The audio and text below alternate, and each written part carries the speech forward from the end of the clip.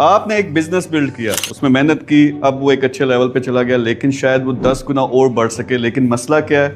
آپ کے پاس پیسہ نہیں ہے اس کو گرو کرنے کے لیے، آپ کے پاس سپورٹ نہیں ہے، آپ کے پاس برانڈنگ نہیں ہے، یا اس کو پروموٹ کرنے والا کوئی نہیں ہے۔ دوسری طرف ہمارے پاس انویسٹرز ہیں، وہ چاہتے ہیں کہ وہ بزنس میں پیسہ لگائیں اور اس سے اچھا ریٹرن آئے، منتھلی ریٹرن آئے، ان کا کیپٹل گین ہو، ان کو فائنینشیل فریڈم مل سکے، لیکن یہ آپس میں مل کے کام نہیں کر رہے۔ اسی کا سلوشن میر گروپ لے کے آیا ہے۔